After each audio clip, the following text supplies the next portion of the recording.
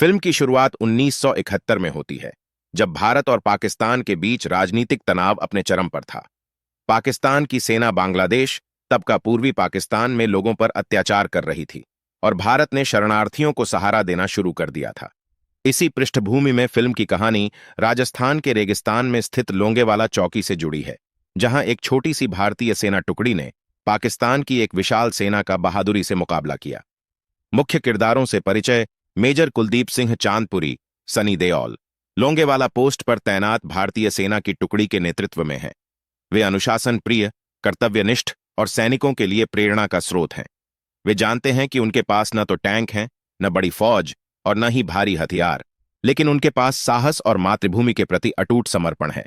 Wing commander ND Bajwa, जैकी श्रॉफ, भारतीय वायुसेना के वीर पायलट हैं, जो लोंगेवाला पर दुश्मन के टैंकों पर हवाई हमला करते हैं। उनका रोल फिल्म में निर्णायक साबित होता है। लेफ्टिनेंट धर्मवीर सिंह भान, अक्षय खन्ना, एक नया युवा अफसर जो सेना में हाल ही में भर्ती हुआ है। उसकी शादी तय है, लेकिन युद्ध में उसकी बहादुरी और बलिदान की कहानी बेहद भावुक कर देने वाली है। सूबेदार मथुरा दास, सुदेश बेरी, अपनी पत्नी की बीमारी को लेकर चिंतित है और छुट्टी चाहता है, लेकिन जब युद्ध का समय आता है तो वह देश के लिए जान की बाजी लगा देता है। कैप्टन भैरव सिंह, सुनील शेट्टी, सीमा सुरक्षा बल के अधिकारी हैं, जो बिना डरे अंतिम क्षण तक अपने साथियों के साथ लड़ते हैं। लोंगेवाला पर तैनाती। लोंगेवाला पोस्ट भारत की सीमा के बिल्कुल पास एक रणनीतिक चौकी है। यहां पर मेजर कुलदीप अपनी टीम के साथ तैनात हैं। एक दिन उन्हें खुफिया रिपोर्ट मिलती है कि पाकिस्तान की सेना रात में लोंगेवाला पर हमला करने वाली है। 2000 से अधिक सैनिक, 50 टैंक और बख्तरबंद गाड़ियां।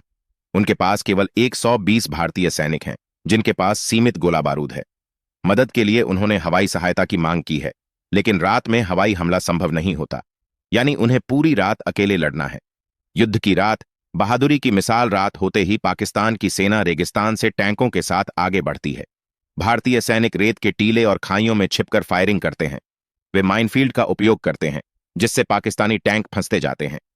पाकिस्तानी सेना की संख्या ज्यादा है, लेकिन भारतीयों की रणनीति, एकता और साहस उसे बराबरी पर ला देता है।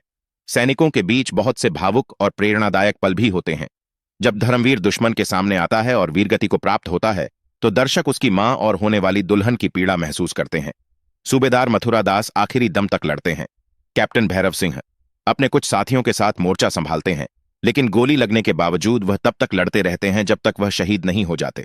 वायुसेना की एंट्री और जीत की सुबह सुबह होते ही एनडी बाजवा और उनकी वायुसेना की टीम पहुंचती है। भारतीय लड़ाकू विमान पाकिस्तानी टैंकों पर मिसाइल और बम बरसाते हैं। टैंक जलने लगते हैं और पाकिस्तानी सेना पीछे हटने पर मजबूर हो जाती है।